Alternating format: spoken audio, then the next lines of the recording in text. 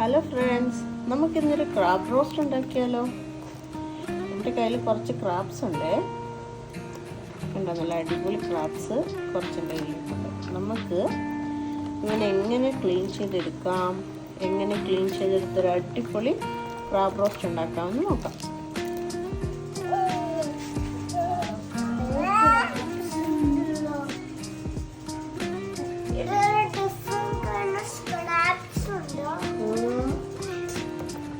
നമുക്ക് ഫസ്റ്റ് ഇതെങ്ങനെ ക്ലീൻ ചെയ്യണമെന്ന് നോക്കാം. നമ്മൾ ഈ 2 ലെഗാണ് ഇതിൻ്റെ നമ്മൾ കുക്ക് ചെയ്യാൻ എടുക്കുന്നത്. ഈ 2 ലെഗ്, ഈ ചെറിയ ലെഗുകളൊന്നും നമുക്ക് എടുക്കണം. ഓക്കെ, അപ്പോൾ ഇത് ജസ്റ്റ് ഇങ്ങനെ ട്വിസ്റ്റ് ചെയ്തെടുത്താൽ മതി. ഈ വലിയ 2 ലെഗും അത് ട്വിസ്റ്റ് ചെയ്ത് വെച്ചിരിക്കാം. പിന്നെ നമുക്ക് ഈ ചെറിയ ലെഗെല്ലാം നമുക്ക് എടുത്ത് കളയാം.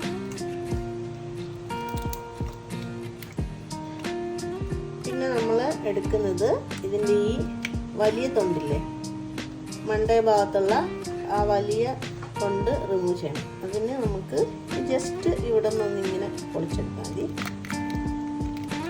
കണ്ട, വളരെ ഈസി ആയിട്ട് പോയി. എന്നിട്ട് പിന്നെ ഇതിൻ്റെ ഈ അകത്തുള്ള അഴുക്കൊക്കെ ഒന്ന് എടുത്ത് കളഞ്ഞ്, പിന്നെ ഈ പൂ ചെകിള പോലെ ഇരിക്കുന്ന ഈ ഭാഗം ഉണ്ടല്ലോ, അതൊന്ന് പറിച്ച് കളയാം.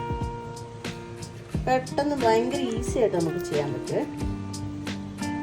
ഇതിങ്ങനെ എടുത്ത് കളഞ്ഞ് ഈ നടുഭാഗം എല്ലാം ഒന്ന് ക്ലീൻ ചെയ്ത് കഴിഞ്ഞ് കണ്ടോ, നല്ല വൃത്തിയായിട്ടുണ്ട്. ഇനി നമുക്ക് റിമൂവ് ചെയ്യേണ്ടത് ഈ ഭാഗമാണ്, ഈ തൊണ്ടില്ലേ. ഇത് ജസ്റ്റ് ഇങ്ങനെ എടുത്ത് കളയാം. ഓക്കെ, ഇത്രേ ഉള്ളൂ. നമ്മുടെ ക്രാബ് ഓൾറെഡി ക്ലീൻ ആയി കേട്ടോ. അതുപോലെ നമുക്ക് ഇത് ഓരോന്നും നമുക്കങ്ങനെ ചെയ്തെടുക്കാം. ഇത് നമ്മൾ ഈ ചെറിയ ഞണ്ടായതുകൊണ്ടാണ് നമ്മൾ ഈ കാലൊന്നും എടുക്കാത്തത് കേട്ടോ. വലിയ ക്രാബൊക്കെ ആണെങ്കിൽ നമുക്ക് ഇതും കറി വയ്ക്കാനായിട്ട് എടുക്കാൻ പറ്റും.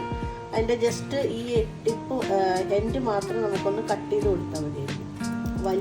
വലിയ ഞണ്ടിൻ്റെ കേട്ടോ, ഇതുപോലെ നമുക്ക് എടുക്കാൻ പറ്റും. പക്ഷെ ഇത് ചെറുതായതുകൊണ്ട് ഞാനിതൊന്നും എടുക്കുന്നില്ല.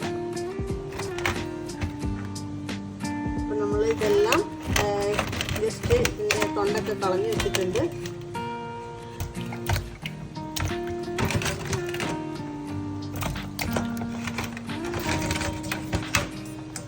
എന്നിട്ട് നമ്മൾ ഇത് നന്നായിട്ട് വാഷ് ചെയ്ത് കഴുകിയെടുത്ത് മാറ്റി വയ്ക്കുക.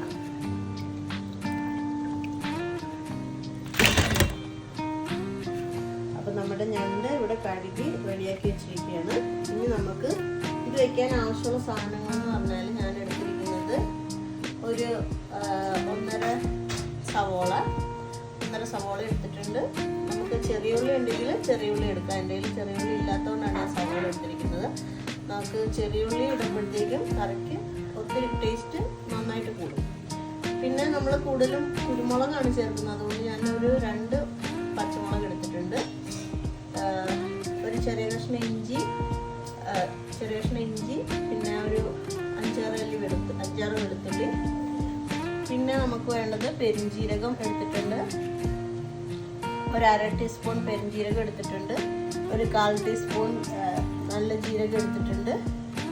പിന്നെ നമുക്ക് കുറച്ച് വറ്റൽമുളക് ചതച്ചിടുവാണെങ്കിൽ നല്ലതായിരിക്കും. എൻ്റെ ചതച്ചത് ക്രഷ്ഡ് ഇരിപ്പില്ല, അതുകൊണ്ട് ഞാനിത് ക്രഷ് ചെയ്തെടുക്കും. അതിനുവേണ്ടി ഒരു 3 വറ്റൽമുളക് എടുത്തിട്ടുണ്ട്. പിന്നെ നമുക്ക് വേണ്ടത് കുരുമുളക് ഒരു ടീസ്പൂൺ കുരുമുളക് എടുത്തിട്ടുണ്ട്. നമ്മൾ കൂടുതൽ കുരുമുളക് ചേർക്കുമ്പോഴത്തേക്കും കറിക്ക് ഒരു പ്രത്യേക ടേസ്റ്റ് ആയിരിക്കും. പിന്നെ തക്കാളി, ഒരു ചെറിയ തക്കാളി എടുത്തിട്ടുണ്ട്. ഒരു 2 കഷ്ണം കുടംപുളി എടുത്തിട്ടുണ്ട്. ഓക്കെ, ഇതിൻ്റെ കൂടെ നമ്മൾ കറിവേപ്പില കൂടെ ചേർക്കണം. എൻ്റെ കയ്യിൽ കറിവേപ്പില ഇല്ലാത്തതുകൊണ്ടാണ് ഞാൻ ചേർക്കാത്തത്. കറിവേപ്പില ചേർക്കുമ്പോഴാണ് കറിക്ക് അതിൻ്റെ കറക്റ്റ് ടേസ്റ്റ് കിട്ടുന്നത് കേട്ടോ. ഞാനിത് ഇവിടെ നമ്മുടെ ചില്ലി ഫ്ലേക്സ് ഇല്ലാത്ത കാരണം ഞാൻ ഉണക്കമുളക് എടുത്തിട്ടുണ്ട്. പെപ്പർ, പെരുംജീരകം, ജീരകം, ഇഞ്ചി, വെളുത്തുള്ളി, ഇത്രയും സാധനങ്ങൾ മിക്സിയിലിട്ട് ഒന്ന് ചതച്ചെടുക്കാൻ പോവാണ്. നമ്മൾ ഇവിടെ അതെല്ലാം കൂടെ ചതച്ചെടുത്തിട്ടുണ്ട്. ഒത്തിരി അരയണ്ട, ഒന്ന് ജസ്റ്റ് ചതച്ചെടുത്താൽ മതി കേട്ടോ.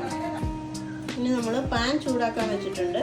പാൻ ചൂടായി കഴിയുമ്പോൾ നമുക്ക് നല്ല നാടൻ വെളിച്ചെണ്ണ നമുക്ക് ഒരു 2 സ്പൂൺ ഒഴിച്ചു കൊടുക്കാം. കുറച്ച് വെളിച്ചെണ്ണ ഒഴിച്ചു കൊടുക്കാം. അപ്പം നമ്മുടെ എണ്ണ നല്ലോണം ചൂടായിട്ടുണ്ട്. നമുക്കിനി നമ്മൾ ചതച്ച് വെച്ച സാധനങ്ങൾ ഇതിൻ്റെ അകത്തേക്ക് ഇടാം.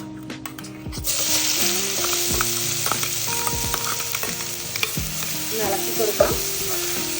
കരിഞ്ഞു പോകരുത് കേട്ടോ. നമുക്ക് തീ ഒന്ന് ചെറുതാക്കി വയ്ക്കാം.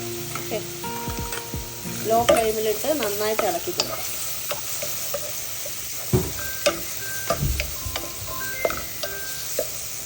നമുക്ക് ഇതിൻ്റെ പച്ചമണമൊക്കെ ഒന്ന് മാറിയിട്ടുണ്ട്. നമുക്കിനി സവോള പിന്നെ നമ്മൾ അരിഞ്ഞു വെച്ചിരിക്കുന്ന പച്ചമുളക് അത് രണ്ടും നമുക്ക് ചേർത്ത് കൊടുക്കാം.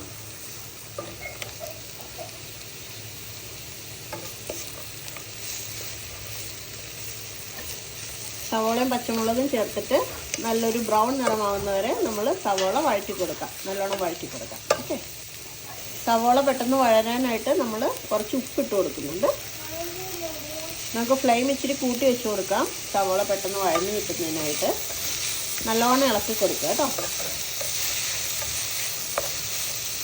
കറിവേപ്പില കയ്യിലുള്ളവർ കറിവേപ്പില കൂടെ ആഡ് ചെയ്ത് കൊടുക്കണം. എൻ്റെ കയ്യിൽ കറിവേപ്പില ഇല്ലാത്തതുകൊണ്ടാണ് ഞാനത് ആഡ് ചെയ്തത് കേട്ടോ. സവോളയൊക്കെ നന്നായിട്ട് വഴണ്ടി വരുന്നുണ്ട്. സവോളയൊക്കെ നന്നായിട്ട് വഴണ്ടി വരുന്നുണ്ട്. ഇത് പാകമാകുമ്പോഴേക്കും നമുക്ക് ഇതിനാവശ്യമായ പൊടികൾ എടുത്ത് വയ്ക്കാം. ഇതിനായിട്ട് നമ്മൾ എടുത്ത് വെച്ചിരിക്കുന്നത് ഒരു 2 ടേബിൾ സ്പൂൺ കാശ്മീരി മുളക് പൊടി, 2 ടേബിൾ സ്പൂൺ മല്ലിപ്പൊടി, പിന്നെ ഒരു ടീസ്പൂൺ ഗരം മസാല, പിന്നെ 1/4 ടീസ്പൂൺ മഞ്ഞൾപ്പൊടി. ഇത്രയും സാധനങ്ങൾ നമ്മൾ എടുത്ത് വെച്ചിട്ടുണ്ട്. നമ്മൾ പെപ്പർ ഓൾറെഡി നമ്മൾ അതിൻ്റെ അകത്തിട്ട് ചതച്ചെടുത്തായിരുന്നു കേട്ടോ. അതുകൊണ്ടാണ് നമ്മൾ മുളക് പൊടി കുറച്ച് ഉപയോഗിക്കുന്നത്. ഇതേ നമ്മുടെ സവോള എല്ലാം നന്നായിട്ട് വഴണ്ട് വന്നിട്ടുണ്ട് കേട്ടോ. ഇഞ്ചിയും വെളുത്തുള്ളിയും സവോള എല്ലാം നന്നായിട്ട് കുക്കായിട്ടുണ്ട്. ഇനി നമുക്ക് നമ്മുടെ പൊടികൾ ഇട്ട് കൊടുക്കാം. ഫസ്റ്റ് നമുക്ക് മല്ലിപ്പൊടി ചേർക്കാം. മല്ലിപ്പൊടി, മുളക് പൊടി, ഗരം മസാല, മല്ലിപ്പൊടി, എല്ലാ പൊടികളും നമ്മൾ എടുത്ത് വെച്ചിരിക്കുന്ന എല്ലാ പൊടികളും നമുക്ക് ചേർത്ത് കൊടുക്കാം. എന്നിട്ട് നല്ലോണം ഇളക്കി കൊടുക്കുക. ഇതിൻ്റെ പച്ചമണം മാറുന്നത് വരെ ഒന്ന് നന്നായിട്ട് ഇളക്കി കൊടുക്കുക. കരിഞ്ഞു പോകരുത് കേട്ടോ. നമ്മൾ ലോ ഫ്ലെയിമിലാക്കി വെച്ചിട്ടുണ്ട്. ലോ ഫ്ലെയിമിൽ വെച്ചിട്ട് പൊടിയുടെ പച്ചമണം മാറുന്നവരെ നല്ലോണം ഇളക്കി കൊടുക്കുക. അപ്പം നമ്മുടെ പൊടികളെല്ലാം നല്ലോണം മൂത്ത് വന്നിട്ടുണ്ട്. നമുക്കിനി ഇതിൻ്റെ കൂടെ തക്കാളി ചേർത്ത് കൊടുക്കാം.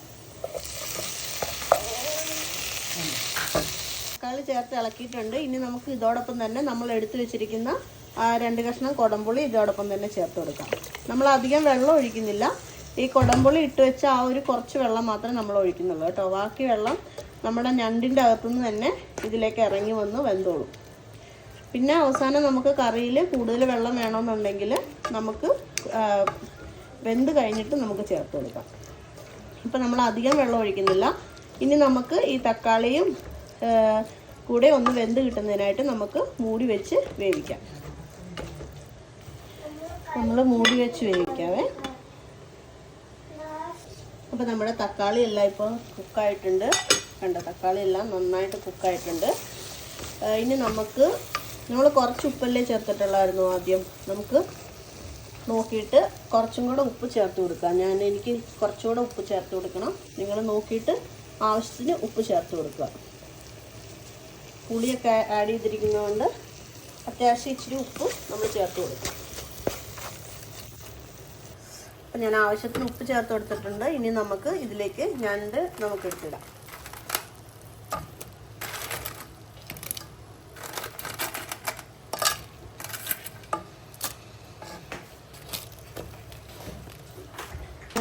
ഞണ്ട് ആഡ് ചെയ്തിട്ട് നമുക്ക് നന്നായിട്ട് ഇളക്കി കൊടുക്കാം. ഈ മസാലയെല്ലാം ഞണ്ടിലെല്ലാം നന്നായിട്ട് പിടിക്കുന്നത് വരെ നമുക്ക് ഇളക്കി കൊടുക്കാം. അപ്പം നമ്മുടെ ഞണ്ടുകളുടെ കഷ്ണങ്ങളിലെല്ലാം മസാലയെല്ലാം നല്ലോണം പിടിച്ചിട്ടുണ്ട്. ഇനി നമുക്ക് ഇത് അടച്ചു വെച്ച് വേവിക്കാം. ആദ്യം ലോ ഫ്ലെയിമിൽ വെക്കുക. നല്ലോണം ഒന്ന് തിളച്ച് കഴിയുമ്പോൾ നമ്മൾ വേറെ വെള്ളമൊന്നും ആഡ് ചെയ്തിട്ടില്ല കേട്ടോ. ആ പുളിയുടെ ഒരു ചെറിയ കുറച്ച് വെള്ളം മാത്രമേ ആഡ് ചെയ്തിട്ടുള്ളൂ. ഇനി ഈ ഞണ്ടിൻ്റെ അകത്തുനിന്ന് വെള്ളം ഇറങ്ങും കുക്കാവും തോറും. അങ്ങനെ അത് വേകാനുള്ള വെള്ളം കിട്ടും. നമുക്ക് ഇല്ലെങ്കിൽ നമുക്ക് നോക്കാം. അപ്പോൾ ഇപ്പോൾ ആദ്യം ഹൈ ഫ്ലെയിമിൽ വയ്ക്കുക. ഒന്ന് തിളച്ച് കഴിയുമ്പോൾ ലോ ഫ്ലെയിമിലാക്കി നമുക്ക് വേഗം വിടാം. നമുക്കിതൊന്ന് തുറന്ന് നോക്കാം.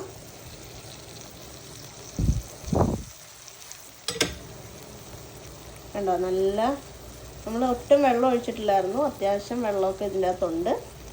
ആ വെള്ളത്തിൽ കിടന്ന് കുക്കാവുന്നുണ്ട്. നമുക്കൊന്ന് ഇളക്കി കൊടുക്കാം. നമുക്ക് അത്യാവശ്യം ഒരു 3/4 ഭാഗം വേവായിട്ടുണ്ട്. നമുക്കിനി ഇതിൻ്റെ അകത്ത് ഒരു അര ഗ്ലാസ് ചൂടുവെള്ളം ഒഴിച്ചു കൊടുക്കാം. ഇച്ചിരി നന്നായിട്ട് പെരണ്ട് കിട്ടുന്നതിന് വേണ്ടിയിട്ട്. എന്നിട്ട് ആ വെള്ളത്തിൽ കിടന്ന് ഒന്നും കൂടെ വേകട്ടെ.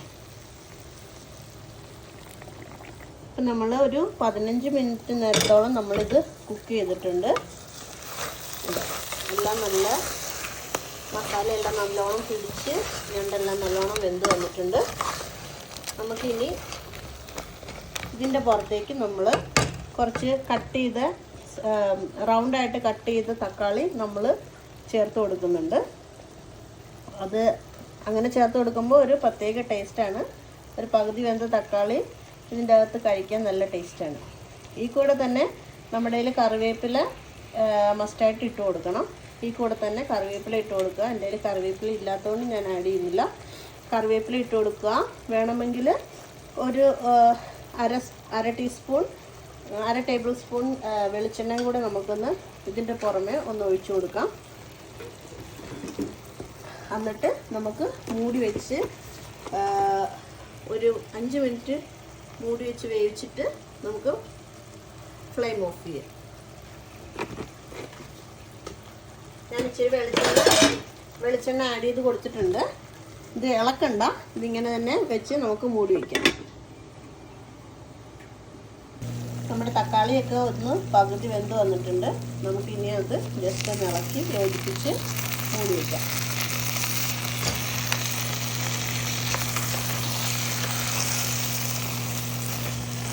നല്ല അടിപൊളി ക്രാബ് റോസ്റ്റ് ആയിട്ടുണ്ട്.